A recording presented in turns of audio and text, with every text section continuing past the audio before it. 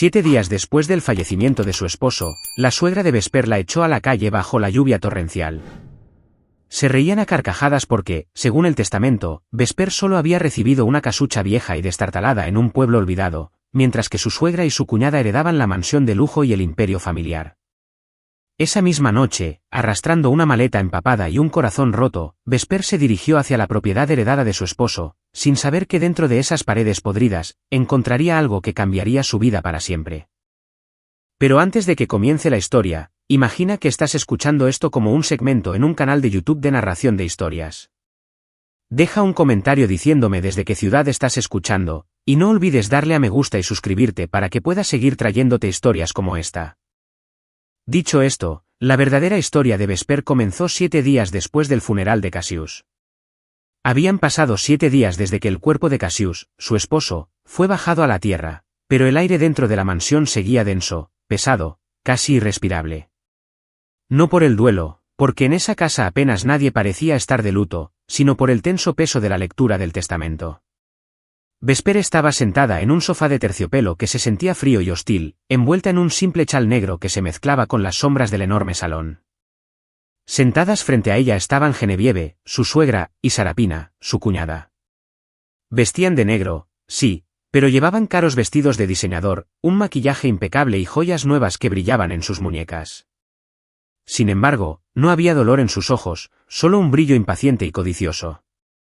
Desde el comienzo del matrimonio, Vesper había sido la nuera que nadie quería.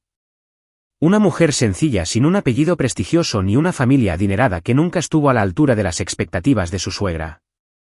La puerta principal se abrió y entró el hombre que Vesper solo conocía de vista. El abogado Sterling, el abogado personal de Cassius, llegó con un traje rígido, llevando un maletín de cuero que parecía más pesado de lo habitual. Tan pronto como lo vieron, Genevieve y Sarapina se enderezaron en el sofá como felinos que olfatean a su presa. El abogado se sentó en un sillón frente a las tres y las observó una por una. Cuando sus ojos se posaron en Vesper, ella sintió algo extraño en su mirada, una mezcla de piedad y una incomodidad que no podía explicar del todo. «Buenas tardes, señora Genevieve, señorita Sarapina, señora Vesper», saludó con voz neutra. «Estoy aquí por la voluntad expresa del difunto señor Cassius para leer el testamento que dejó debidamente firmado y legalizado». El corazón de Vesper comenzó a latir con fuerza en su pecho, no porque esperara una fortuna, sino porque anhelaba escuchar en esas últimas palabras alguna señal de amor, algún reconocimiento de que ella había significado algo en su vida. El señor Sterling abrió el maletín y sacó un sobre grande y sellado. Lo abrió con cuidado, desenrolló varias hojas de papel y comenzó a leer interminables fórmulas legales que a Vesper le sonaban como un ruido lejano. Bajó la mirada a sus manos entrelazadas y se obligó a respirar lentamente. Finalmente, el abogado se aclaró la garganta y dijo: «Iré directamente a la distribución central de bienes. Para mi querida madre, Genevieve». Vesper vio como una sonrisa contenida se formaba en los labios de su suegra. «Yo, Cassius, lego la totalidad de mis acciones y participación en la empresa Solaris Group con todos sus activos y obligaciones. Asimismo, le dejo la propiedad total de la finca principal en la que residimos actualmente con todo su mobiliario, además de 3 vehículos de lujo registrados a nombre de la empresa». Los ojos de Sarapina se abrieron de par en par y la sonrisa de Genevieve se transformó en una mueca triunfante. Tenían exactamente lo que siempre habían querido. La empresa, la mansión, los coches, el estatus. El abogado continuó, bajando un poco la voz. «Para mi única hermana, Sarapina». Ella se inclinó hacia adelante, reprimiendo un grito. «Lego mi cartera de inversiones inmobiliarias que consiste en un ático de lujo en el centro de Atlanta junto con los fondos depositados a su nombre en la cuenta de ahorros a plazo». Sarapina dejó escapar un chillido ahogado. «Oh, Dios mío», susurró mientras Genevieve miraba a Vesper con una expresión de cruel victoria, como diciendo sin palabras: «Ves, no eres nada aquí». Las mejillas de Vesper ardían. No le dolía que se quedaran con todo. Lo que dolía era que hasta este momento su nombre ni siquiera había aparecido. ¿Acaso Cassius la había borrado de verdad de su vida incluso después de la muerte? ¿Realmente no significaba nada? El señor Sterling se aclaró la garganta de nuevo, esta vez mucho más tenso. «Y finalmente, para mi amada esposa, Vesper». Sus oídos zumbaron al oír «amada esposa». Esas dos palabras dolían como una bofetada y una caricia al mismo tiempo. Lego el único bien que queda de la herencia de mi abuelo, una casa vieja ubicada en el pueblo de Willow Creek, en el campo. La dirección completa se adjunta por escrito. Luego silencio, un silencio tan profundo que Vesper podía oír el doloroso latido de su propio corazón. Sarapina rompió la quietud con una risa entrecortada. ¿Solo eso?, preguntó con una voz aguda rebosante de malicia. El abogado tragó saliva. El testamento también indica, añadió, que todas las cuentas personales del difunto se utilizaron antes de su fallecimiento para saldar urgentemente diversas obligaciones de la empresa. No queda ningún otro saldo para distribuir. Eso es todo. Entonces sucedió algo espantoso. Genevieve estalló en una risa estridente. No un pequeño ataque de risa nerviosa, sino una risa larga y cruel que resonó en las paredes del salón. Se rió como si acabara de oír el chiste más ingenioso del mundo. Una casa vieja en un pueblo perdido, se burló, incapaz de contenerse. ¿Willow Creek? Ni siquiera sé dónde está ese agujero. Debe de estar lleno de gallinas y ratas. Sarapina la imitó, riendo a carcajadas. Sus risas se mezclaron, llenando la mansión de veneno burlón. Cassius seguro que sabía lo que hacía, añadió Sarapina. Finalmente entendió tu lugar, Vesper. En una casucha lejos con las ratas de campo. Las lágrimas finalmente se desbordaron. No lloraba por el dinero. Lloraba por la humillación. Y la peor parte era que todo esto, esta miserable escena, había sido orquestada por Cassius, el hombre que prometió protegerla. Vesper miró al señor Sterling, buscando alguna explicación, algo que le dijera que esto no podía ser real. Pero el abogado se apresuró a guardar los papeles en el maletín, evitando sus ojos. Mi trabajo aquí ha terminado, dijo apresuradamente. Entregaré la copia del testamento a la señora Genevieve como ejecutora principal. Se levantó, hizo una leve reverencia y prácticamente huyó del lugar, como si supiera que lo que estaba a punto de suceder sería demasiado sucio, incluso para un abogado acostumbrado a los dramas de herencias. Tan pronto como la puerta se cerró, la risa de Genevieve se desvaneció. Su rostro cambió de inmediato. Sus rasgos se volvieron duros, fríos, despiadados. Fijó su mirada en Vesper como si mirara algo pegado a la suela de su zapato. ¿Le has oído, Vesper? Siseó. Ya no eres nadie aquí. Solo te dejaron una casa ruinosa. ¿Por qué sigues aquí? Vesper balbuceó, todavía en shock. Pero esta es mi casa, también. Viví aquí con Cassius. Eso era antes, interrumpió Sarapina con un grito. Ahora esta casa es nuestra y no pretendemos compartir ni el aire con una mujer de mala suerte como tú. ¿Crees que no lo sabemos? Desde que te casaste con Cassius, el negocio empezó a ir cuesta abajo, y encima ni siquiera pudiste darle un hijo. Eres una inútil. Sarapina, murmuró Vesper, tratando de salvar los restos de su dignidad. No tienes derecho a hablarme así. Ah, no, se burló Sarapina. ¿Qué vas a hacer? ¿Decírselo a Cassius? Oh, espera. No, está muerto. Genevieve se levantó lentamente y caminó hacia Vesper, mirándola de arriba abajo con un desprecio gélido. Te vas de esta casa esta misma noche, dictó sin discusión. ¿Qué? ¿Esta noche? ¿Y a dónde se supone que voy a ir?, preguntó Vesper, con la voz quebrada por el pánico. A tu casucha, por supuesto, gritó Genevieve. A ese pueblo, Willow Creek. Ese es tu lugar ahora. Sarapina, ayúdala a hacer las maletas. No hace falta, sonrió Sarapina maliciosamente. Cuando llegó a esta casa, solo trajo una vieja maleta. Iré a por ella. Corrió escaleras arriba hacia lo que había sido el dormitorio conyugal de Vesper y Cassius. Unos minutos más tarde, bajó, arrastrando la misma maleta desgastada. No se molestó en llevarla con cuidado. La dejó caer en el suelo de mármol del vestíbulo. La cremallera se abrió de golpe y asomaron algunas prendas interiores de Vesper y una de sus bufandas. Recoge tus cosas, ordenó Genevieve. Y desaparece. Pero está lloviendo afuera, susurró Vesper, mirando hacia las ventanas empapadas. No me importa, respondió su suegra con una frialdad escalofriante. Sin darle tiempo a reaccionar, Genevieve la agarró del brazo bruscamente y la obligó a levantarse. Entre las dos, la empujaron hacia la puerta principal. Vesper estaba tan aturdida que apenas podía sostenerse. La puerta se abrió y el aire de la noche, frío y cargado de lluvia, le golpeó en la cara. El aguacero caía con una furia implacable. Fuera, escupió Genevieve, dándole un empujón tan fuerte que Vesper cayó de rodillas en el porche. La maleta voló tras ella y aterrizó en un charco, empapándose aún más. La pesada puerta se cerró de un portazo, y Vesper oyó girar la cerradura desde dentro. Luego, amortiguada por las gruesas paredes y el ruido de la lluvia, volvió a oír la risa de ambas mujeres. En cuestión de segundos, Vesper estaba completamente empapada, sentada en el porche, con la ropa pegada al cuerpo y su pañuelo goteando sobre su cara. Lloró, mezclando lágrimas con gotas de lluvia, mirando la casa que hasta hacía una semana había sido su hogar.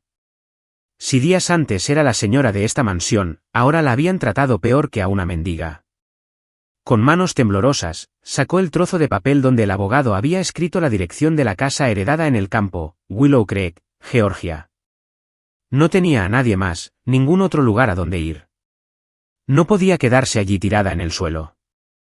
El dolor por la traición de Cassius y la crueldad de sus suegros se transformó en una chispa de rabia que le devolvió algo de fuerza. Se levantó trabajosamente, agarró la maleta empapada y comenzó a caminar bajo la lluvia, alejándose de la mansión hacia la avenida, decidida a llegar a la estación de autobuses como fuera. La terminal de autobuses interestatales parecía un pequeño infierno en la tierra. El aire estaba impregnado del olor a diésel, sudor y basura acumulada. Los bocinazos de los autobuses y los gritos de los despachadores se mezclaban en un estruendo insoportable. Para alguien como Vesper, que desde su matrimonio había vivido en un entorno prístino y controlado, ese lugar era un choque brutal con una realidad que había olvidado. Todos la miraban. Una mujer con un pañuelo empapado, la ropa manchada de barro, arrastrando una maleta cara y sucia, parecía un ser fuera de contexto. Finalmente encontró la ventanilla que vendía billetes hacia los condados del sur y preguntó con voz ronca por el pueblo de Willow Creek. El empleado frunció el ceño. El autobús no llega hasta el pueblo, señora, explicó. La parada más cercana es un cruce antes de llegar a la cabecera del condado. Allí tendrá que buscar un transporte.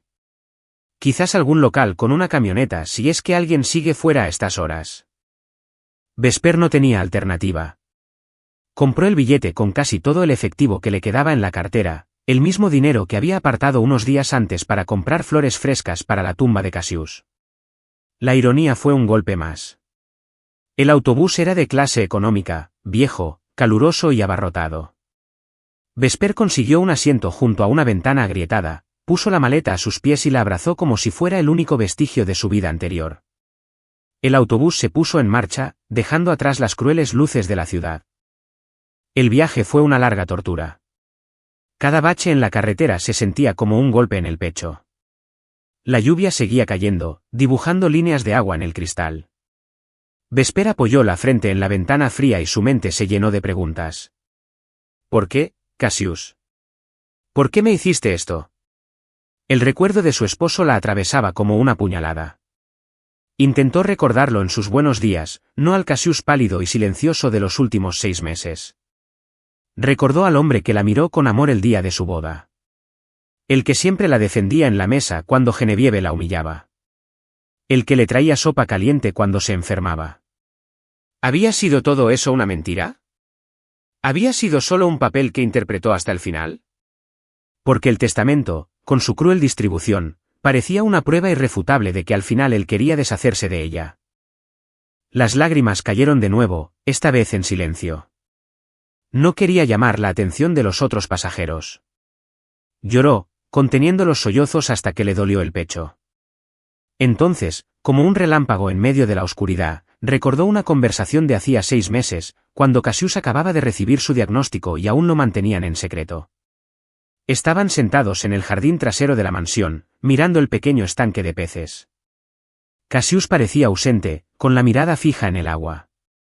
Vesper dijo de repente con voz ronca, si alguna vez hago algo que te duela, algo que no tenga sentido para ti, prométeme una cosa. Ella tomó su mano, que ya estaba un poco más delgada. ¿Qué cosa?, le preguntó. Pase lo que pase, confía en mí, la miró directamente a los ojos. Puede que tenga que tomar decisiones muy duras, pero todo lo que haga será para protegerte. No lo olvides nunca. En ese momento, Vesper pensó que hablaba de tratamientos, quizás de rechazar alguna terapia agresiva. Apretó su mano y respondió, siempre confío en ti. Recordar eso ahora se sentía como una broma macabra. Protegerla arrojándola a los pies de una suegra cruel y regalándole una casa en ruinas en medio de la nada. Esas palabras se sentían huecas, casi como una traición más. El sol comenzaba a asomar cuando el autobús finalmente redujo la velocidad y se detuvo en un cruce solitario en medio de campos de cultivo. Cruce de Willow Creek, gritó el conductor. Vesper se levantó con el cuerpo entumecido, bajó con la maleta y vio cómo el autobús se alejaba, dejándola sola en aquel paraje perdido. El aire de la mañana era frío y limpio, muy diferente al de la ciudad. Solo había una pequeña tienda de conveniencia de madera que empezaba a abrir sus puertas. El anciano que la atendía la observó con curiosidad. ¿Busca a alguien, señorita?, preguntó. Busco el pueblo de Willow Creek. ¿Sabe dónde está?, respondió Vesper con una voz apenas audible. El hombre señaló un camino estrecho lleno de barro. Todo recto por ese camino, unas 3 millas. Pero el camino está fatal. Después de la lluvia, ningún taxi va a entrar ahí, añadió, negando con la cabeza. Hay una casa vieja en el pueblo, una casa grande que lleva años vacía, insistió Vesper. El hombre pensó un momento. Esa casa la gente la llama la casa embrujada. Sí, la grande al final del pueblo. Es de gente de la ciudad que nunca volvió.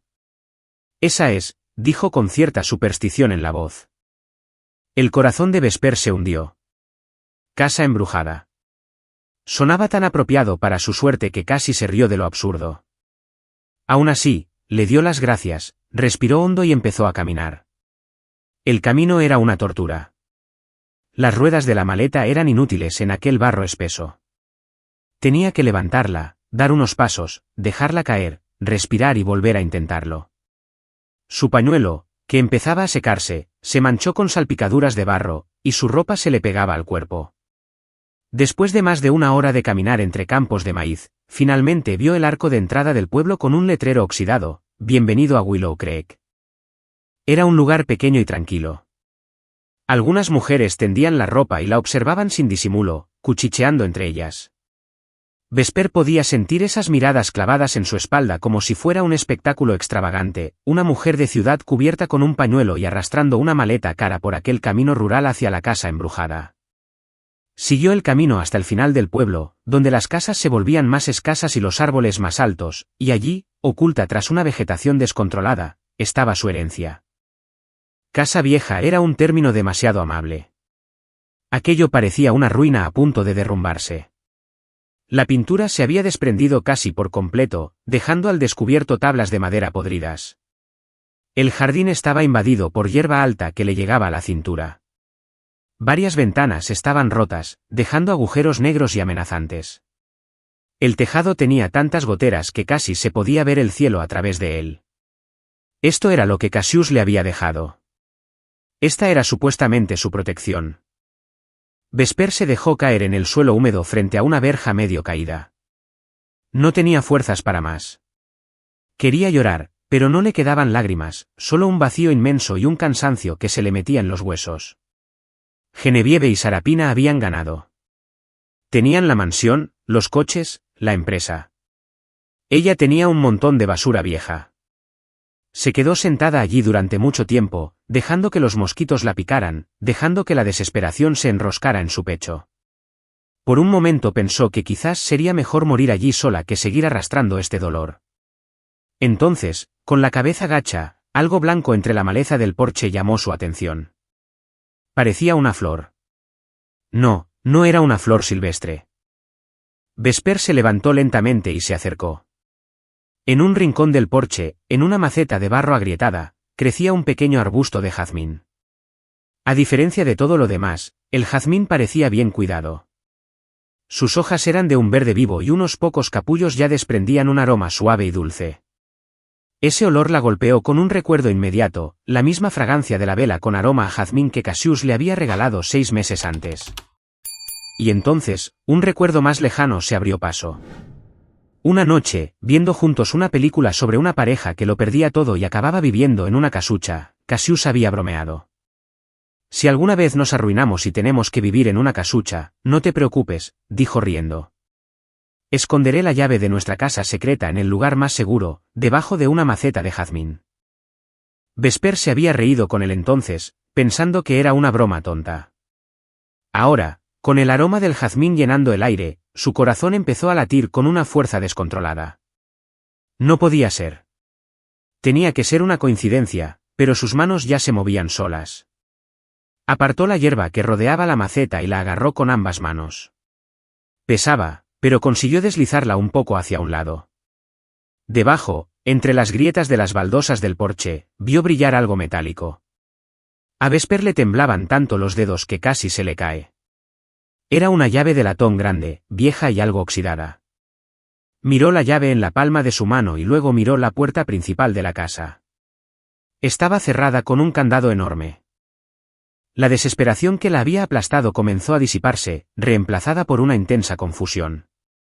Esto no era un descuido ni una coincidencia. La maceta de jazmín, la broma de Cassius, la llave. Todo estaba demasiado calculado. Subió al porche con paso inseguro, introdujo la llave en el candado y con todo el esfuerzo que le quedaba, la giró. Sonó un fuerte clic, seguido de un agudo chirrido. El candado se abrió y la puerta cedió unos centímetros. Vesper empujó con el hombro hasta abrirla por completo. Una nube de aire viciado y polvo antiguo la envolvió de inmediato. El interior estaba sumido en la penumbra con ese inconfundible olor a madera podrida. Pero mezclado con eso, había otro aroma apenas perceptible que la hizo detenerse en seco, el olor a papel viejo y tabaco de pipa, el mismo olor que impregnaba el estudio privado de Cassius en la mansión. Vesper cruzó el umbral, arrastrando la maleta, encendió la linterna de su teléfono. La batería estaba en las últimas y apuntó el haz de luz hacia el amplio vestíbulo. Los muebles cubiertos por sábanas blancas eran montículos de polvo gris. Telarañas colgaban de cada rincón. Cada paso que daba hacía crujir las tablas del suelo. Era evidente que la casa no había sido habitada durante muchos años. Realmente parecía una casa embrujada, tal como había dicho el dueño de la tienda. Avanzó por el pasillo hasta un corredor más oscuro, siguiendo instintivamente aquel débil olor familiar. Al final del pasillo, había una puerta diferente a las demás. La empujó y entró en lo que debió ser un estudio. Pero esta habitación no era como el resto.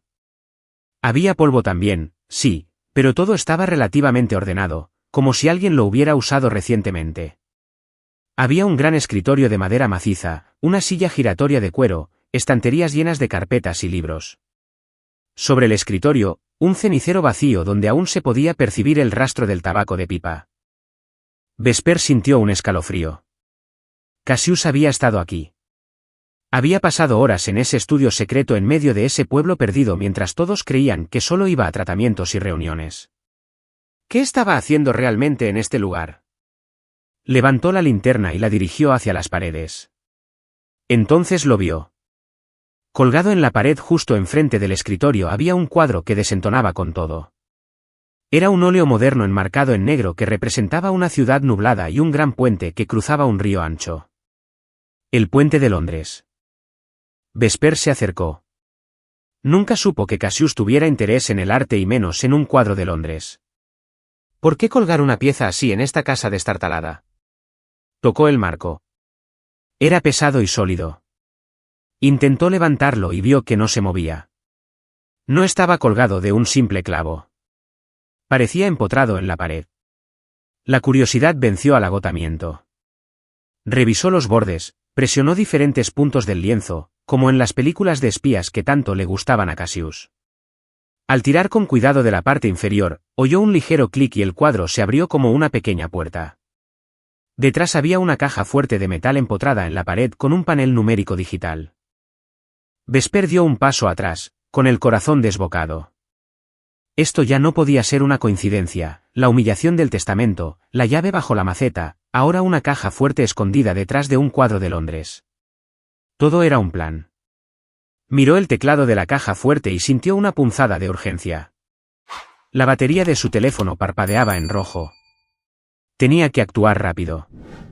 Probó la fecha de nacimiento de Cassius. Pitido. Error.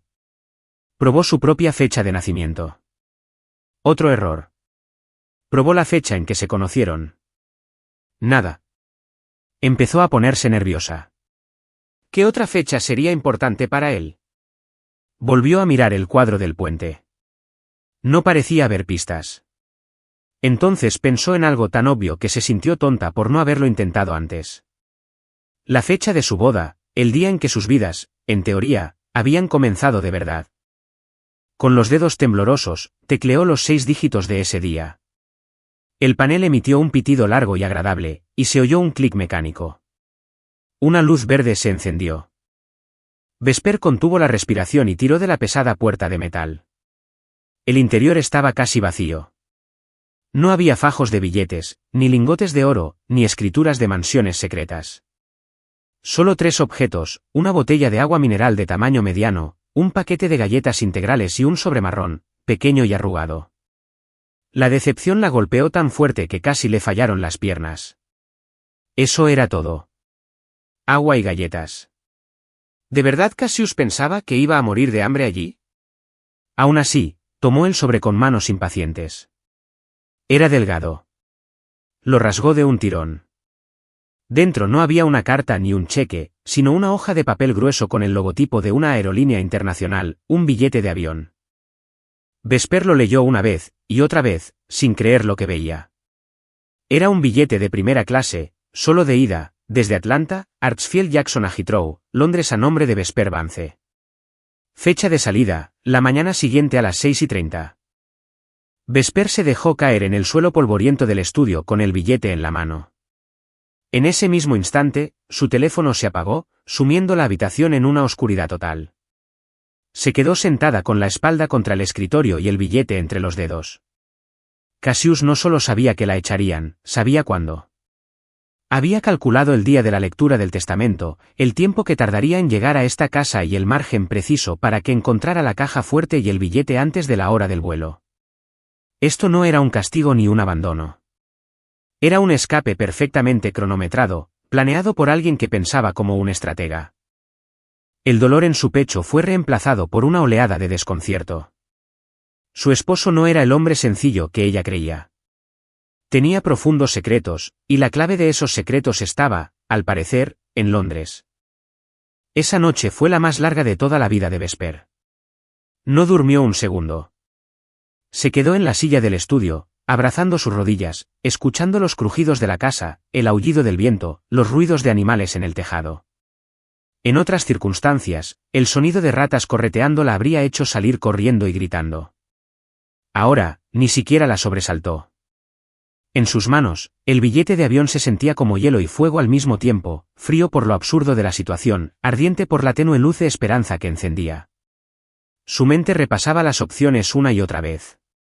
Podía quedarse allí. Tenía una botella de agua y un paquete de galletas. Después de eso, nada. ¿Vender el billete? Imposible. Estaba en medio de un pueblo perdido sin contactos, sin transporte fácil de vuelta a la ciudad, y faltaban menos de 12 horas para el vuelo. También podía volver a la ciudad y pedir ayuda. ¿A quién? No le quedaba familia. Su madre había muerto hacía mucho tiempo. Sus amigos pertenecían al mismo círculo de personas que ya estarían susurrando sobre la ridícula distribución del testamento. Como mucho, la convertirían en un cotilleo más. ¿Pedir perdón a Genevieve y Sarapina? Solo imaginar sus risas. El recuerdo de la maleta arrojada al charco le provocaba náuseas. Moriría en esa casa antes de arrastrarse de vuelta a ellas. La tercera opción era la más loca de todas. Volar a Londres. No tenía dinero, ni ropa adecuada, y no conocía a nadie allí. Llegaría a una de las ciudades más caras del mundo con lo puesto y un pañuelo en la cabeza. Pero entonces pensó en la botella de agua y las galletas. Entendió que no eran simples provisiones, sino un mensaje silencioso. Vas a tener hambre. Come esto antes del viaje. Lo vas a necesitar. Y el billete de primera clase no era un capricho. Era para que pudiera descansar, para que la trataran bien en el camino. Cuando la casa comenzó a clarear apenas con el primer tono rosado del amanecer, Vesper se obligó a moverse. Buscó a tientas en la oscuridad hasta encontrar el enchufe en la pared del estudio. Si Cassius había usado ese lugar como refugio, seguro que se había asegurado de que hubiera electricidad. Buscó el cargador en su bolso, lo enchufó y al principio no pasó nada. Estuvo a punto de llorar de nuevo, pero de repente la pantalla del teléfono se iluminó y el icono de la batería mostró que estaba cargando. Vesper se quedó mirando el pequeño destello de luz, sin decidir si reír o llorar. Cassius había pagado la factura de la luz de esta casa perdida. Había pensado en todo.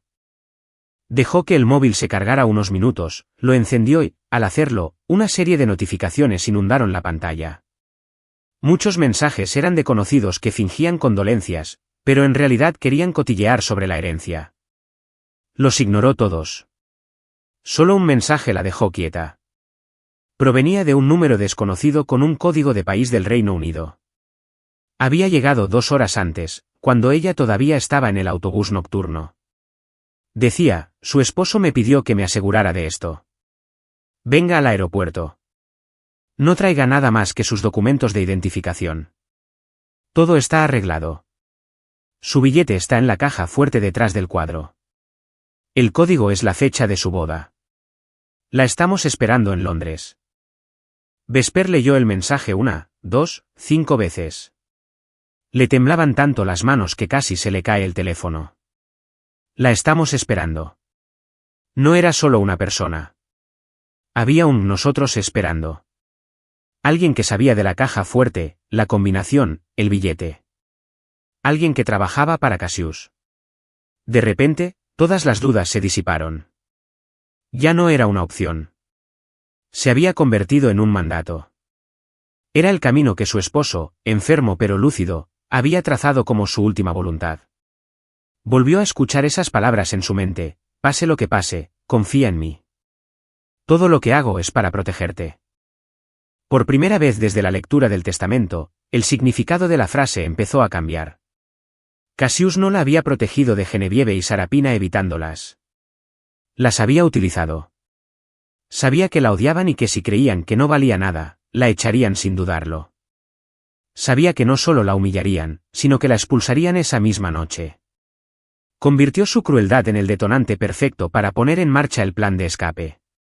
El pueblo, la casa en ruinas, la caja fuerte, el billete, el mensaje, todo formaba parte de la misma trama. Vesper se puso de pie. El cansancio físico seguía ahí, pero fue ahogado por una oleada de adrenalina. A través de una ventana sucia, vio que el cielo en el horizonte comenzaba a clarear. El vuelo era a las 6:30 de la mañana y el aeropuerto estaba al menos a 3 horas de allí. Tenía que irse de inmediato. Cogió la botella de agua y el paquete de galletas y los metió en su bolso junto con su identificación y su viejo pasaporte, que por alguna extraña intuición nunca había sacado de la maleta desde la última vez que viajaron. Miró la maleta empapada y todo lo que representaba. Su ropa, sus pañuelos, los restos materiales de su vida anterior. El mensaje había sido claro: no traiga nada más que sus documentos de identificación. Cerró la maleta y la dejó en medio del estudio. Salió de la casa, cerró la puerta, pero no volvió a poner el candado. A la entrada del pueblo, se detuvo un momento. Sacó de su bolsillo el papel con la dirección que le había dado el abogado y con una caja de cerillas que había encontrado en el escritorio de Cassius, lo quemó. Vio cómo el papel se convertía en cenizas y se dispersaba con el viento de la mañana. No habría vuelta atrás. Empezó a correr, o algo parecido a correr, hacia el cruce de carreteras. El camino de vuelta era el reflejo invertido del viaje de la noche anterior, pero cargado de una energía diferente. Desde el cruce, consiguió que un hombre local con una camioneta destartalada, que la miraba con curiosidad y desconfianza, accediera a llevarla a la estación de autobuses más cercana. Le pagó con casi todo el dinero que le quedaba. En su cartera, solo quedaban unos pocos billetes pequeños, insuficientes incluso para comprar una botella de agua en el aeropuerto. Subió al primer autobús que iba a la ciudad, aunque estaba abarrotado. Se quedó de pie cerca de la puerta, agarrada a la barra, tratando de ignorar los olores y las miradas. Lo único que importaba era el reloj de su teléfono, cuya batería cuidaba con desesperación. Tenía que llegar al aeropuerto antes de las 6. El tráfico matutino en Atlanta era infernal. A ratos, el autobús apenas se movía. Cada minuto parecía una eternidad. Finalmente, el autobús llegó a la terminal de la ciudad. Vesper se bajó incluso antes de que el vehículo se detuviera por completo y corrió hacia la zona donde esperaban los taxis y los transportes compartidos. Al aeropuerto, por favor, rápido. Estoy a punto de perder un vuelo, dijo, jadeando a un conductor. Entonces se quedó helada. Casi no le quedaba dinero. Por favor, se lo ruego. Perdí mi cartera. En el aeropuerto, no sé cómo, pero le pagaré. El hombre la miró un momento, evaluando el pañuelo sucio, la ropa gastada y los ojos enrojecidos de aquella mujer. Quizás vio una desesperación demasiado auténtica para ser fingida. Asintió. Suba. Intentaremos llegar. El taxi se abrió paso entre los coches como una flecha. Vesper cerró los ojos y rezó en silencio, sin contar ya el tiempo, solo el latido salvaje de su corazón. Llegó a la entrada de salidas media hora antes de la última llamada para su vuelo, según el panel iluminado. Se bajó temblando, dio las gracias al conductor y le prometió que algún día encontraría la forma de pagarle. Corrió hacia la reluciente terminal, que contrastaba dolorosamente con su aspecto. Su pañuelo todavía manchado de barro, su ropa arrugada y húmeda, su rostro pálido y demacrado. Notó que la gente la miraba, como algunos se apartaban sutilmente. No le importó. Buscó el mostrador de la aerolínea cuyo nombre figuraba en el billete. La zona de primera clase estaba casi vacía. Una empleada impecable con maquillaje perfecto y perfume caro le sonrió automáticamente, pero su sonrisa se congeló un poco al verla de cerca. Buenos días, señora. ¿En qué puedo ayudarla?, preguntó con cortesía profesional, pero con los ojos evaluándola de arriba abajo. Estoy aquí para facturar, logró decir Vesper, extendiendo su pasaporte y la copia impresa del billete que había encontrado en la caja fuerte. La empleada tomó los documentos, miró el billete, luego a Vesper, luego al ordenador. Tecleó durante unos segundos, frunciendo el ceño. Vesper contuvo la respiración. Si el billete no aparecía en el sistema, si algo fallaba, todo habría terminado. La mujer leyó en voz alta, a nombre de la señora Vesper Vance. Vuelo a Londres, primera clase, salida a las 6:30. Levantó la mirada. ¿Sin equipaje facturado? Solo este bolso, respondió Vesper, señalando la ligera bolsa que llevaba pegada al cuerpo. La expresión de la empleada se tensó. Una mujer con aspecto destrozado. Un billete de primera clase solo de ida. Sin equipaje. Era una combinación que activaría todas las alarmas de cualquier agente. La trabajadora cogió el teléfono. Por favor, espere un momento, dijo, hablando en voz baja al auricular mientras seguía observando a Vesper como si fuera un rompecabezas inquietante. Un hombre de mediana edad con un traje mejor cortado apareció de inmediato. Parecía ser el supervisor. Habló unos momentos con la empleada, revisó la pantalla y luego miró a Vesper. Buenos días, señora, saludó cortésmente. Hemos comprobado su reserva. Está totalmente pagada y confirmada, pero es una reserva inusual. Primera clase, solo de ida, sin equipaje. Mi esposo, mi difunto esposo, lo organizó todo, murmuró Vesper. Es una situación de emergencia. Debo ir. El supervisor la miró fijamente. Quizás vio el dolor sincero en sus ojos, o quizás leyó alguna nota especial en el sistema de reservas. Finalmente, asintió hacia la empleada. Procese el embarque, ordenó. La empleada imprimió la tarjeta de embarque, un cartón grueso, y se la entregó a Vesper. Aquí tiene, señora. Puerta F8. También tiene acceso a nuestra sala VIP, dijo, todavía confundida, pero sin hacer más preguntas. Vesper tomó la tarjeta como si fuera un salvavidas. Pasó por seguridad, luego por el control de la TSA. El agente revisó su pasaporte y el billete de ida con suspicacia, pero al final lo selló. Lo había conseguido. Siguió las señales hacia la sala VIP. Entrar allí fue como irrumpir en otro mundo. Asientos anchos, iluminación suave, gente con trajes caros leyendo periódicos o trabajando en ordenadores portátiles. Un silencio elegante lleno de murmullos discretos. Todos la miraron, algunos con curiosidad, otros con disgusto, pero ella solo buscó el baño. En el aseo privado, se encerró y se miró en el espejo. La mujer que le devolvía la mirada parecía una extraña, pálida, demacrada, con los ojos hinchados de llorar y el pañuelo hecho un desastre. Abrió el grifo del agua caliente, se lavó la cara y las manos, se quitó las manchas de barro que pudo de su vestido y se arregló el pañuelo lo mejor posible. No tenía buen aspecto, pero al menos parecía humana. Salió del baño justo cuando se anunciaba por megafonía la última llamada para su vuelo. Caminó hacia la puerta F8, entregó la tarjeta de embarque y oyó a la empleada decir, «Que tenga un buen vuelo, señora». Entró en la pasarela que conectaba con el avión. Con el corazón latiéndole en las costillas, pasó la larga fila de pasajeros de clase económica y se giró hacia la entrada de primera clase, donde una azafata sonreía con una calidez que la desconcertó. «Buenos días, señora Vance. Bienvenida. Su asiento es el 1, anunció. Vesper entró en la cabina y se quedó sin aliento. No era un simple asiento. Era una pequeña suite privada con una pantalla gigante, un sillón de cuero que se convertía en cama y un pequeño armario. Se sentó torpemente, sintiendo todavía que estaba en el sueño de otra persona. Hacía 12 horas, estaba en un autobús que olía a diésel. Ahora, ocupaba un asiento por el que otras personas pagarían una fortuna. ¿Puedo ofrecerle algo de beber antes de despegar?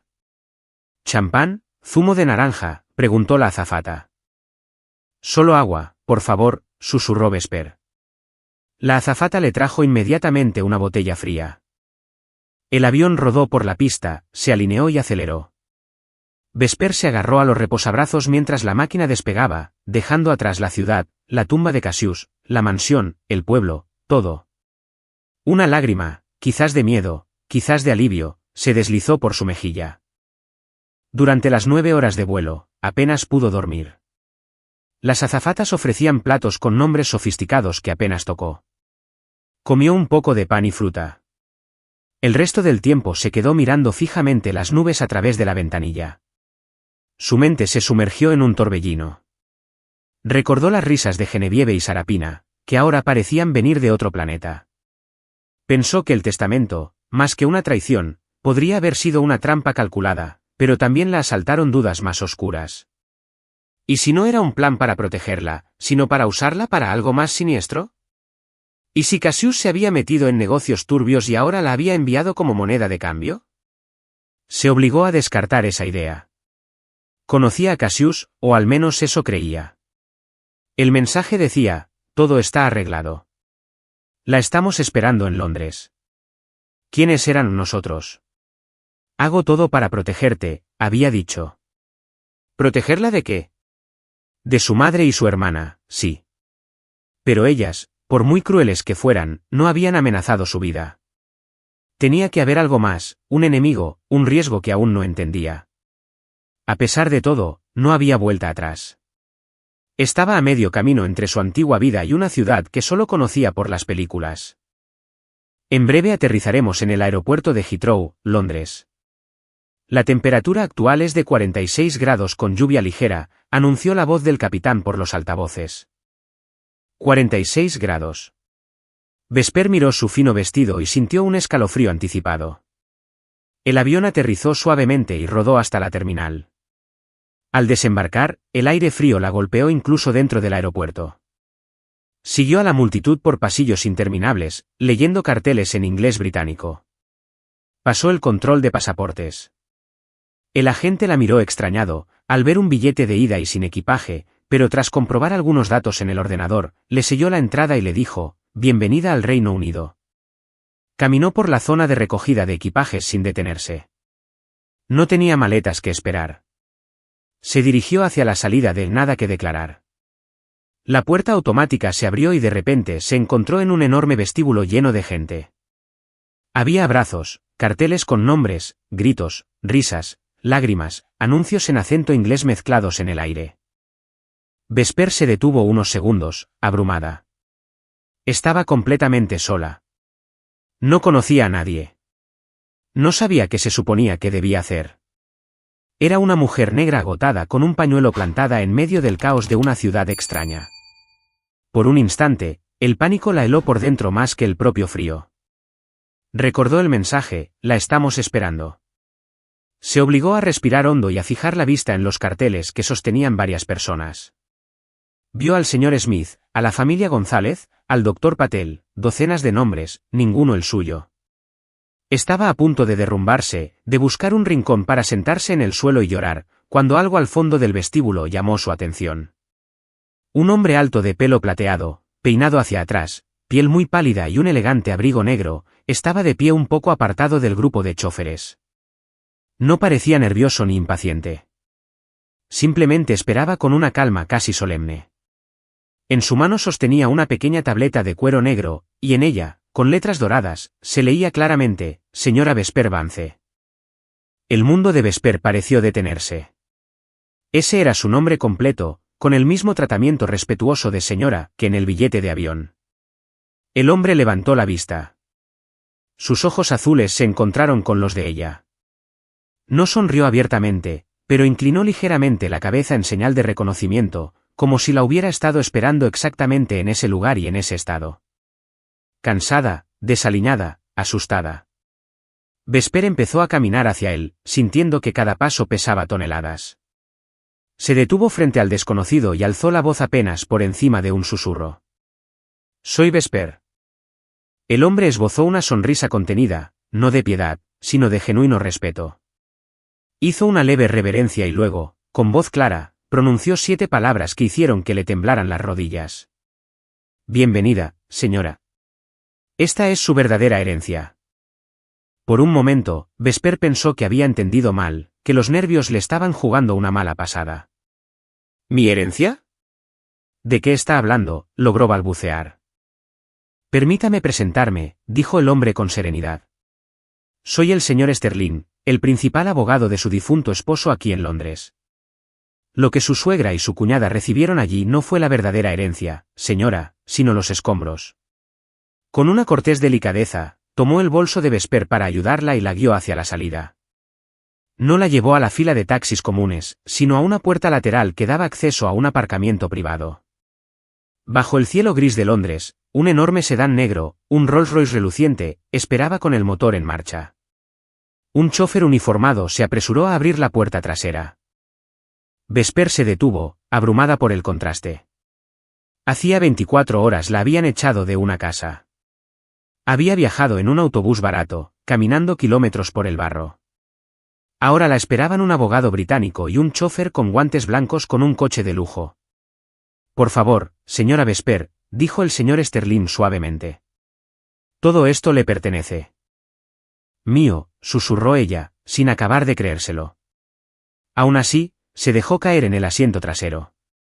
El interior del vehículo era de cuero beige y madera pulida. La alfombra bajo sus pies era más gruesa y suave que cualquier manta que hubiera tenido en su vida. Al cerrarse la puerta, el ruido del aeropuerto quedó atrás, reemplazado por un acogedor silencio. El coche se puso en marcha casi imperceptiblemente. Vesper se volvió hacia el abogado. «Le ruego que me explique qué está pasando. Pensé que Cassius me odiaba. Pensé que me había abandonado». El rostro del señor Sterling se suavizó con sincera compasión. «Al contrario, señora», respondió el señor Sterling. Cassius la amaba profundamente y pasó el último año de su vida no solo enfrentando su enfermedad, sino construyendo un plan para ponerla a salvo. No solo la estaba protegiendo de su familia, sino de la verdad completa sobre quién era él realmente. «¿Qué quiere decir?», preguntó Vesper, desconcertada.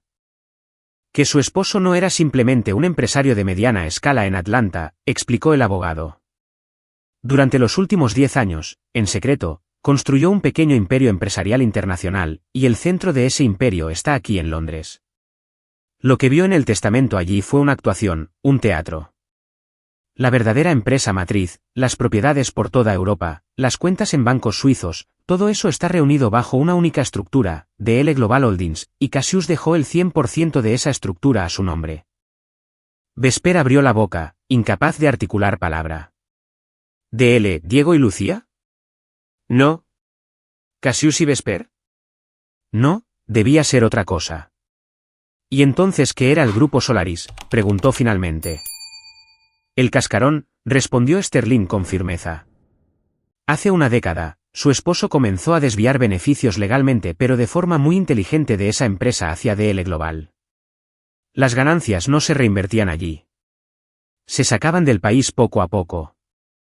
En los últimos 6 meses, cuando supo que el tiempo se agotaba, aceleró la maniobra. El abogado sacó una tableta de su maletín y le mostró un diagrama. Concedió entrevistas, organizó eventos, dejó que todos vieran el Grupo Solaris como la joya de la familia, continuó, mientras internamente lo cargaba de deudas. Usó la reputación inflada de la empresa para pedir enormes préstamos bancarios. Con ese dinero, compró la mansión en la que vivían, los coches deportivos, el apartamento de lujo para Sarapina, todo a crédito. Y luego en su testamento dejó esa empresa y todos esos bienes a las 2 personas cuya codicia conocía mejor, su madre y su hermana. Cuando ellas aceptaron la herencia, también aceptaron las deudas. Vesper sintió un escalofrío. ¿Entonces? Entonces, cuando los préstamos venzan en unos días, dijo Sterling, y los bancos vean que no hay activos reales que los respalden, ejecutarán las garantías. Se quedarán con la empresa, la mansión, los coches, el apartamento, todo. Su suegra y su cuñada se quedarán sin nada más que lo puesto. Vesper recordó sus risas, sus copas de vino, el gesto de tirar su maleta a un charco. Recordó su propia humillación sentada en el porche bajo la lluvia. Cassius las había dejado saborear una victoria hueca, bailando sobre el barco que se hundía que él mismo había preparado. ¿Pero por qué tuve que pasar por todo eso?, preguntó con un hilo de voz. ¿Por qué dejar que me echaran así? ¿Por qué no me lo dijo? Porque el plan solo funcionaba si ellas creían de verdad que usted no valía nada, respondió Sterling. Si Cassius le hubiera dejado incluso una pequeña cantidad de dinero visible en los estados, si hubiera mencionado una herencia significativa para usted, ¿qué cree que habrían hecho? La habrían perseguido, presionado, acusado, incluso potencialmente puesto en peligro. Necesitaba que la despreciaran tanto que la expulsaran por voluntad propia. Solo así estaría fuera de su alcance cuando todo explotara. La casa en el campo era un refugio, no un castigo, un lugar que nunca pensarían en visitar. Y desde allí, tenía que cruzar el océano antes de que comenzara el verdadero caos. Vesper se quedó en silencio, procesando cada palabra. El olor a tabaco en el estudio, las ausencias prolongadas de Cassius, sus viajes para tratamientos que quizás habían sido escapadas a Londres o a Willow Creek para preparar cada detalle. Él estuvo allí, murmuró. En esa casa, lo sentí en el estudio. Sí, confirmó Sterling. Cada vez que decía que iba a un centro de terapia, dividía su tiempo entre los tratamientos médicos y la preparación de esta red de seguridad para usted. Trabajó hasta el límite, sabiendo que su cuerpo le fallaba, pero su mente se mantuvo lúcida. El coche comenzó a entrar en una zona de edificios altos junto al río. Cruzaron un puente sobre el Támesis y entraron en un barrio de arquitectura moderna y lujosa. Ya casi llegamos, anunció el abogado. El Rolls-Royce se detuvo frente a un edificio de cristal que reflejaba el cielo gris. Entraron por un vestíbulo privado con suelos de mármol y un silencio casi reverencial y subieron en un ascensor que ni siquiera tenía botones visibles, solo una tarjeta llave que el chofer pasó. Cuando las puertas se abrieron, no salieron a un pasillo, sino directamente a un espacioso salón. Vesper dio un paso adelante y sintió que se le cortaba la respiración. El lugar era un enorme ático con paredes de cristal del suelo al techo que ofrecían una vista panorámica de Londres. A lo lejos, recortado contra el cielo encapotado, estaba el mismo puente que aparecía en el cuadro del estudio en el pueblo. El mobiliario era moderno, minimalista, en tonos blancos y grises, de una elegancia discreta, pero indudablemente caro. Este es su nuevo hogar, señora Vesper, dijo el señor Sterling. Cassius lo compró hace 6 meses a su nombre. Vesper se acercó a la ventana todavía sin creérselo. 7 días antes estaba llorando en una terminal de autobuses. Ahora miraba una metrópolis entera desde un ático de lujo. No sé qué hacer con todo esto, confesó casi en un susurro. Un imperio empresarial global. Yo solo era su esposa. No sé nada de negocios. Cassius lo sabía, respondió Sterling suavemente. Sabía que se sentiría abrumada, que habría preguntas que solo él podría responder. No la dejó sola. Venga, hay algo que necesita ver. La condujo a una elegante oficina dentro del ático. Sobre el escritorio, la esperaba un ordenador portátil delgado, ya encendido, con la pantalla en negro, pero un archivo de vídeo listo para reproducir. En la miniatura, el rostro de Cassius la miraba fijamente. «Este es su último mensaje para usted», dijo Sterling. «Le daré privacidad. En el dormitorio principal hay ropa nueva y todo lo que pueda necesitar». Cassius se encargó personalmente de elegirlo. «La veré más tarde». El ascensor se cerró tras él, dejándola sola. Vesper se quedó frente al portátil con el corazón acelerado. Se acercó y con los dedos temblorosos pulsó reproducir. La pantalla parpadeó y de repente el rostro de Cassius llenó el encuadre. Era él, pero diferente, mucho más delgado, con las mejillas hundidas y ojeras marcadas. Sus ojos, sin embargo, brillaban con una intensidad que ella conocía bien. Estaba sentado en lo que parecía ser una habitación de hotel. El sonido lejano de sirenas sugería una gran ciudad, quizás esta misma en la que se encontraba ahora. Llevaba una simple camiseta sin sus habituales trajes. Tosió un poco y luego sonrió, una sonrisa cansada que le partió el alma. «Mi Vesper», dijo con voz rasposa. «Si estás viendo esto, significa que nuestro plan funcionó. Saliste de allí. Estás en Londres, y eso también significa que ya no estoy contigo. Lo siento, amor. Perdóname». Las lágrimas brotaron de los ojos de Vesper tan pronto como escuchó su voz. Se tapó la boca para ahogar un sollozo. «Sé que debes estar enfadada conmigo», continuó Cassius. «Sé que lo que hice te dolió. Sé que ver ese testamento, escuchar cómo te daban solo una casa vieja, mientras que a mi madre y a Sarapina les entregaban todo lo demás, debió ser como un cuchillo. Ningún esposo debería permitir que su esposa sea humillada así. Yo mismo quería arrancarles la lengua. Te vi llorar en el funeral. Supe que tu corazón se partía en pedazos. Perdóname, Vesper». Bajó la mirada un momento, como cogiendo fuerzas, luego la levantó de nuevo. Pero no tenía otra opción. «Quiero que entiendas algo. Conozco a mi madre y a mi hermana mejor que nadie. He vivido bajo su codicia toda mi vida. Si yo moría y dejaba la herencia normalmente, no te habrían dejado en paz nunca. Te habrían perseguido en los tribunales, en la prensa, en la calle. Te culparían de todo. Intentarían arrebatarte hasta el último céntimo. Y si sospechaban que te dejé algo grande fuera de los Estados Unidos, habría sido peligroso para ti». Se inclinó hacia la cámara con una mirada ardiente.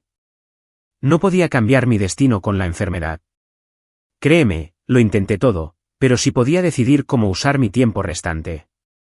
Podía elegir si pasarlo llorando o construyendo un futuro para ti. Elegí lo segundo». Cassius sonrió con un brillo de orgullo en sus ojos. «El testamento que escuchaste era veneno para ellas, no para ti. Les di exactamente lo que querían ver, mansiones, coches, una empresa que creían poderosa. Y te puse en el papel de la perdedora, la pobre esposa, sin hijos, enviada a una casa en ruinas. Sabía que no podrían resistirse a humillarte. Sabía que te echarían esa misma noche. Y cuando lo hicieran, estarías exactamente donde necesitabas estar, lejos de ellas, lejos del ojo público, en un lugar donde nadie pensaría en buscarte». Vesper lloraba desconsoladamente, pero cada frase encajaba en un lugar que antes estaba vacío. «La casa de Willow Creek no es un castigo», prosiguió Cassius. «Es un refugio, un punto de tránsito. Sabía que llegarías allí empapada, rota, pensando que te había traicionado. Y debajo de una maceta de jazmín, ese mismo jazmín con el que una vez bromeé, sabía que mirarías. Eres inteligente, Vesper. Siempre lo has sido. Encontrarías la llave, entrarías en la casa, seguirías mi olor hasta el estudio, verías el cuadro de Londres y, detrás, la caja fuerte. Dentro, solo lo esencial, agua, comida para aguantar un poco, y tu billete de salida. No podía acompañarte físicamente, pero cada detalle estaba allí esperándote. Hizo una pausa para sorber un poco de agua y continuó con una voz más suave, DL Global Holdings es tuya. Cada acción, cada propiedad, cada cuenta. Yo solo fui su administrador temporal. Siempre pensé en ella como la fortaleza de Vesper. Sabía que te asustaría, que pensarías que no estás preparada, pero lo estás. Eres la mujer más fuerte que he conocido. Has soportado años de desprecio de mi madre sin perder tu bondad. Tienes más fuerza que todas ellas juntas. Cassius suspiró, y una sombra de fatiga oscureció su mirada. El señor Sterling está a tu lado. Confía en él como confiaste en mí. Él te enseñará todo. No tienes que convertirte en una experta de la noche a la mañana. Solo tienes que recordar que ahora estás a salvo. Nadie volverá a echarte a la calle. Nadie volverá a reírse de tu maleta en un charco. Esta vez son ellas las que ríen mientras están sentadas en un barco que se hunde. Y fui yo quien cortó las amarras. Una chispa de rabia brilló en sus ojos. Mi madre y mi hermana eligieron su camino. Eligieron el dinero fácil, las apariencias. Yo solo les di la oportunidad de hundirse en su propia codicia. A ti, te doy lo único que mereces, un futuro digno. Se reclinó en la silla como si el peso de esas palabras lo hubiera agotado. Vesper, su voz se suavizó. Quiero pedirte algo más. Vive. Vive de verdad. Llora por mí todo lo que necesites, pero no te quedes atrapada en el dolor. Viaja, compra la ropa que nunca te atreviste a pedir. Ríe. Y si algún día tu corazón encuentra a alguien más y decides volver a amar, está bien. De verdad, no estaré celoso donde quiera que esté. Solo quiero que seas feliz. Vesper negó con la cabeza, sollozando. Sé lo que estás pensando, sonrió, adivinando sus pensamientos incluso a través del tiempo. Nunca podré amar a nadie más. Y quizás tengas razón. No importa. Lo único que quiero es que la vida no se te quede pequeña. Que no te escondas. Que levantes la cabeza y recuerdes que eres la reina de tu propio destino.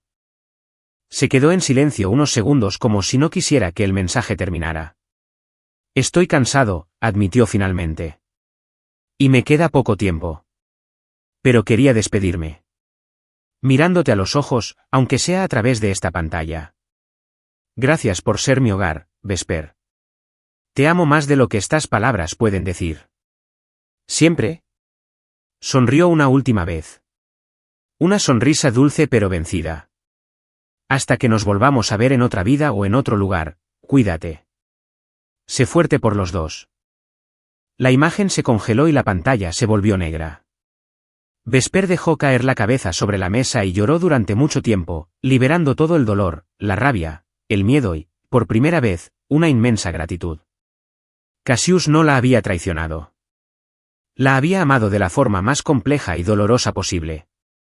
Cuando no le quedaron lágrimas, se levantó, tambaleándose, y fue al baño del ático.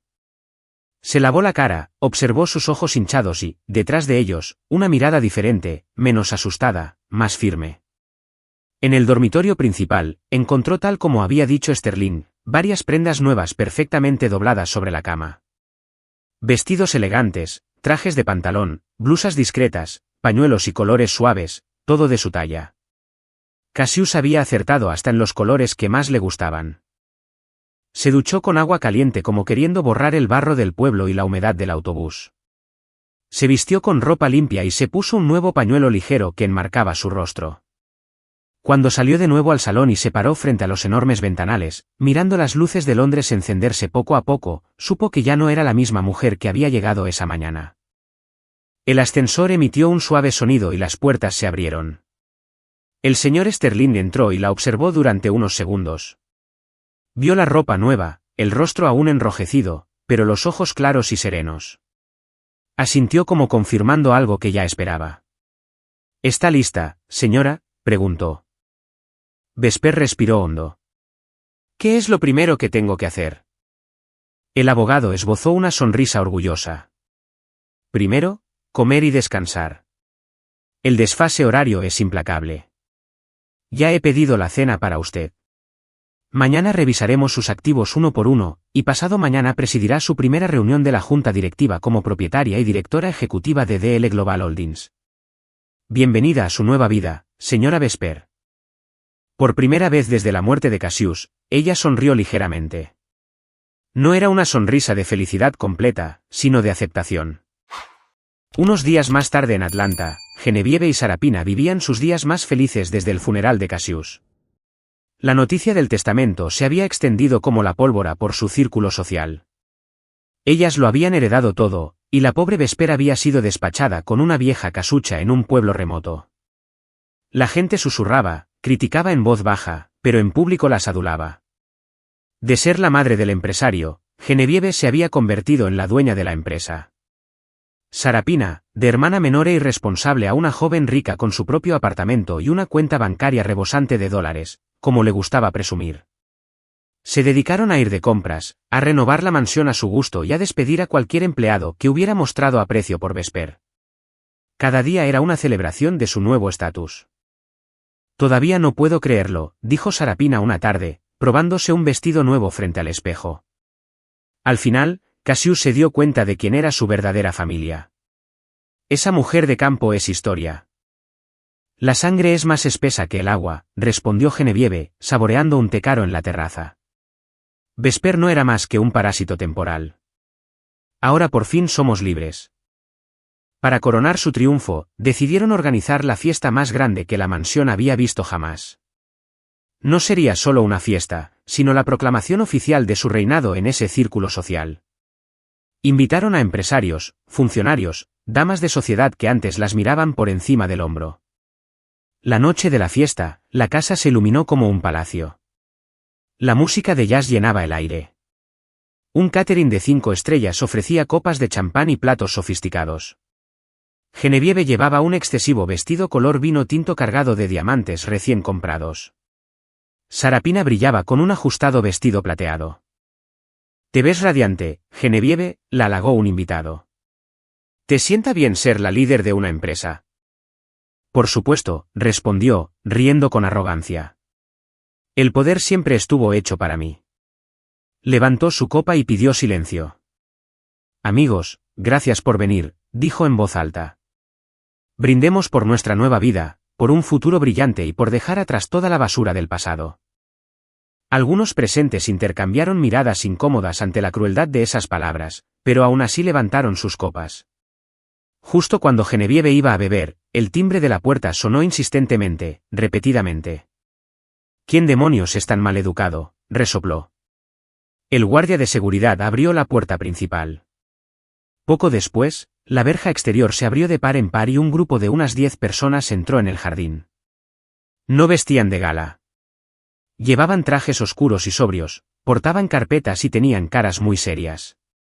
Avanzaron por el jardín, ignorando las miradas curiosas. La música se detuvo por completo. «¿Quiénes son ustedes?», bramó Genevieve, ofendida.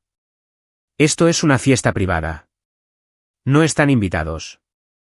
Un hombre de mediana edad con gafas y una expresión imperturbable se adelantó. «Buenas noches.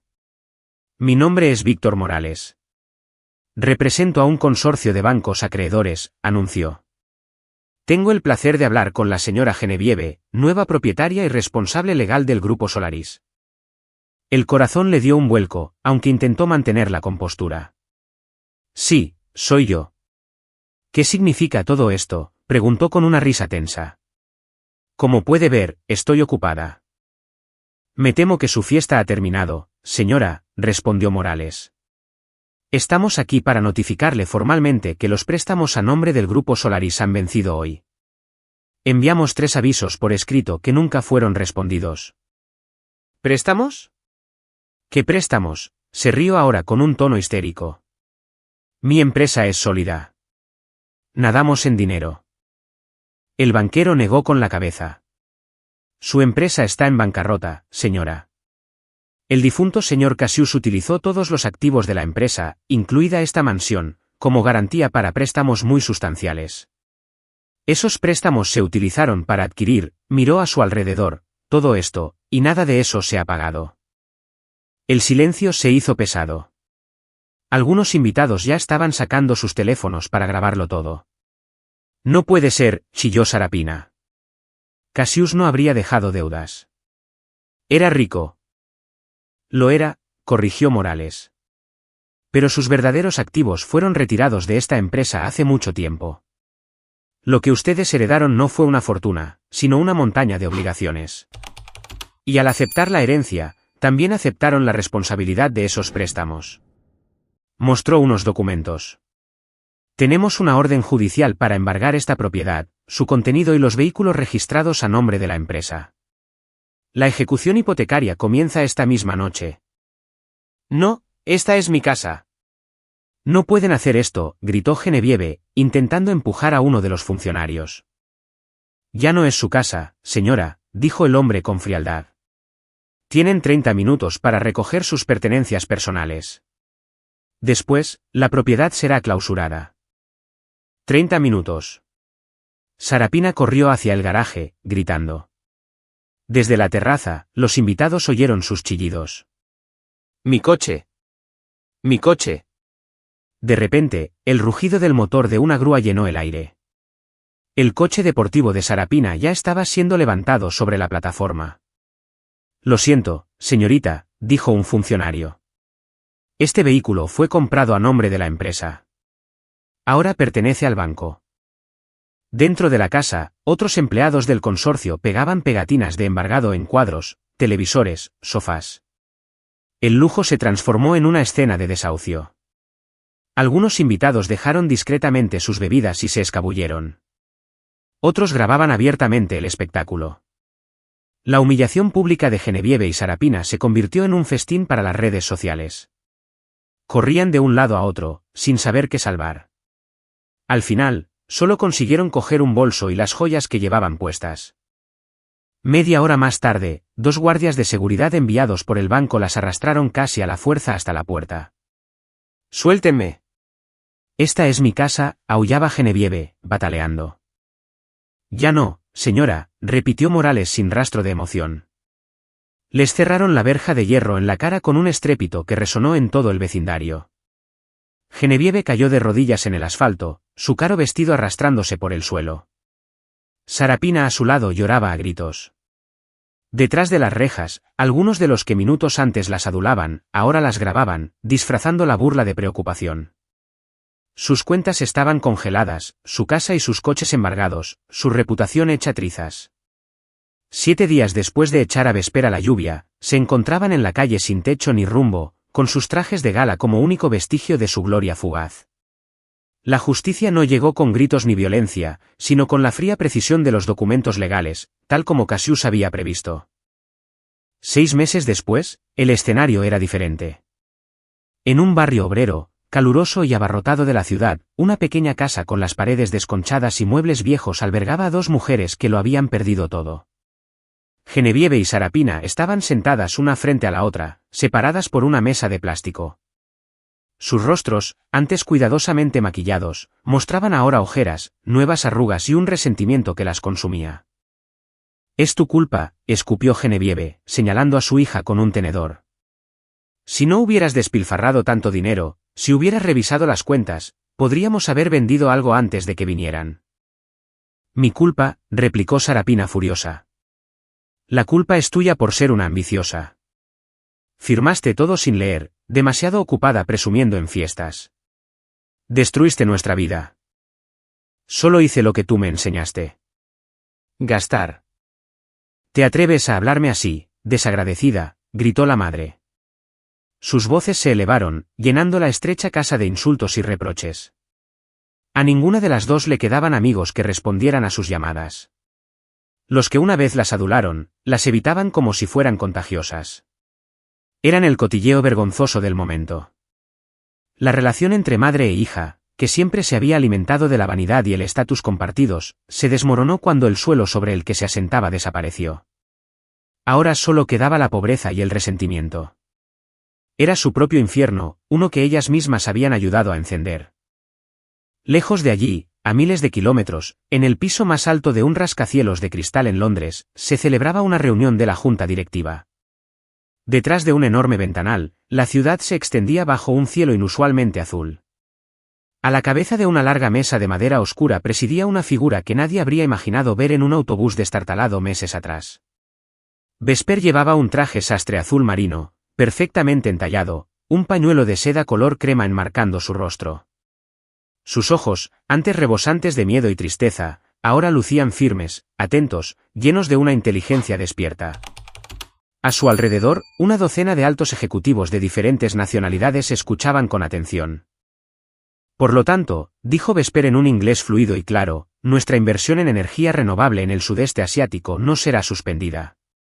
A largo plazo, los beneficios económicos y sociales están alineados con la visión filantrópica que mi esposo dejó por encontrar. Señor Sterling, por favor, asegúrese de que el equipo legal cierre la adquisición en Vietnam la próxima semana. El señor Sterling, sentado a su lado, asintió con una sonrisa discreta. Por supuesto, señora directora ejecutiva. Los otros directores también asintieron, tomando notas. Ya no la veían como la viuda de alguien, sino como la líder legítima de DL Global Holdings. En solo 6 meses, con la paciente guía de Sterling y una determinación feroz, Vesper había aprendido todo lo necesario: finanzas, estructuras legales, estrategias de negocio. Estudiaba hasta altas horas, hacía preguntas, cometía errores y los corregía.